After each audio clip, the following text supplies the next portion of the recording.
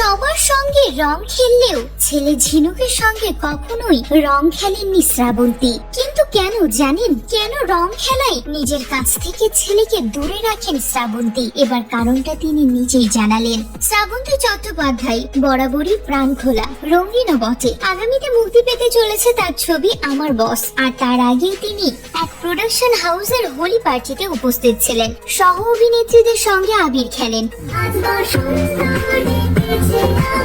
কিন্তু জানেন কি, তিনি কখনো তার ছেলে ঝিনুকের সঙ্গে সেভাবে রং খেলেননি। কিন্তু কেন? শ্রাবন্তী চট্টোপাধ্যায় জানিয়েছেন তিনি ছোট থেকে রং খেলতে দারুণ ভালোবাসেন। তার কথায়, ভয়ঙ্কর রং খেলতাম আমি ছোটবেলায়, সোনালি রূপালি যে রংগুলো পাওয়া যায় না, ওই দিয়ে নিজেই সেই রং মাখতাম, অন্যদেরও মাখাতাম। আমাকে বেশি করে রং মাখাও, সবাইকে ধরে ধরে বলতাম। যদি আমি রং না মাখাতো, আমি বলতাম কি রে আমাকে রং মাখা। শ্রাবন্তী আরো বলেন, তার দিদিরা যেখানে রং থেকে দূরে পালাতো, সেখানে তিনি সবাইকে জোর করতেন তাকে রং মাখানোর জন্য।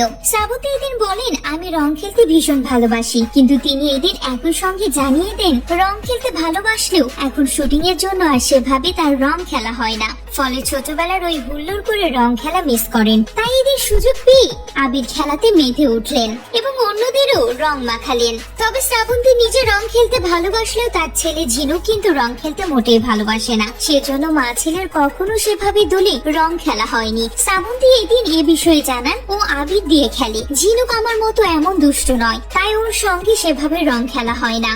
শ্রাবন্তী এও জানায়, কবে ওর সঙ্গে রং খেলেছি সেটা আমার নিশ্চিত জানাও নেই, একদমই ওর সঙ্গে রং খেলা হয় না। প্রসঙ্গত, শ্রাবন্তী চট্টোপাধ্যায় ও তার সন্তানের মধ্যে বন্ধুত্বপূর্ণ সম্পর্ক রয়েছে, কেননা খুব ছোট বয়সেই শ্রাবন্তী তার পুত্র সন্তানের জন্ম দেয়, তাই মা ছেলের সম্পর্কটা বেশ বন্ধুত্বপূর্ণ।